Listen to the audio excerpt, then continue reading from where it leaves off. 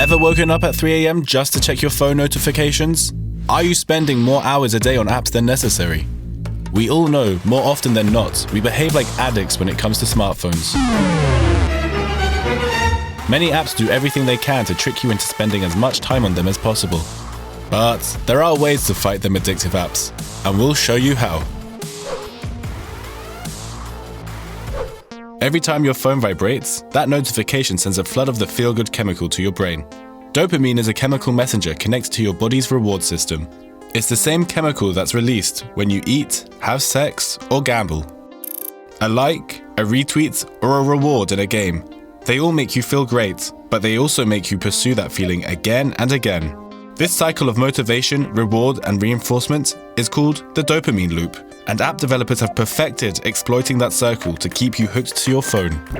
There's nothing wrong inherently with any of these products. It's when we use them for emotional relief in a way that harms us as opposed to serves us. That's when it becomes a problem. Start by understanding those internal triggers. If 90% of our distractions begin from within, then we have to ask ourselves, what drives us towards distraction? Well, distraction is almost in all cases a desire to escape discomfort. So by asking yourself, what was I looking to escape from? Was it boredom, loneliness, stress, anxiety, uncertainty? What was that thing that I couldn't deal with in a healthy way and I had to escape with a distraction? However, you can break that loop. For example, have you ever tried silencing certain notifications? You still receive them, but you can look at them in your own time, when you decide. Or how about do not disturb mode? Taking an hour or even half a day off your phone, focusing on something else might make the day refreshing. Of course, it's easier said than done ignoring your phone. These days, many apps have made usage more game-like. The method of gamification comes in many forms. Take audiobook apps, which reward you for listening every day for 7 days, listening for 10 hours in one weekend, or listening for 6 hours at night. Another example is Chinese fast fashion retailer Shein, which has made a game out of online shopping. Shein preys on your fear of missing out on a sale and rewards you for using the app regularly. So, what can you do about those phone cravings? It's hard not to get engaged. In the end, it all comes down to you and your beliefs.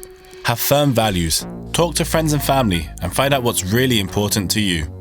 Smartphones and apps can play a role in your life. They just shouldn't be the determining one. The biggest mistake people make is they say, oh, these apps are so addictive. These apps are hijacking my brain. The dopamine is making me do it. Huge mistake. Because when you believe that, guess what people do? Nothing. Because they believe it's hopeless. Why should I? I can't do anything about it. That's called learned helplessness, right? Nothing worth having in life is easy. You want great relationships? You got to work at them. You want to have a great career? You got to do hard work. You want to live a healthy lifestyle? Yeah, it's not easy. I'd much rather eat cheesecake and bonbons all day. Something being easy is not a requirement. The good life requires effort, right? That's part of the deal. But it's really hard to take your eyes off TikTok, Instagram, and YouTube. They always aim to show you the exact content you're looking for, based on your location, your age, your gender, your interests, the stuff you have watched in the past, and the stuff you've ignored. The infinite timeline makes it even harder to not scroll and scroll and scroll. There's nothing else you can do but set boundaries. Ironically, there are apps for that, of course. On iPhones, there's Screen Time. On Android devices, you can use Digital Wellbeing. These apps let you monitor how much time you've spent on your phone, and you can set time limits and pause certain apps. And last but not least, here comes a real life hack. Stop using your phone as an alarm. Instead, use an actual alarm clock. It's just as handy, and you can leave your phone in a different room, just to make sure. Got any tips of your own to fight smartphone addiction? Let us know in the comments.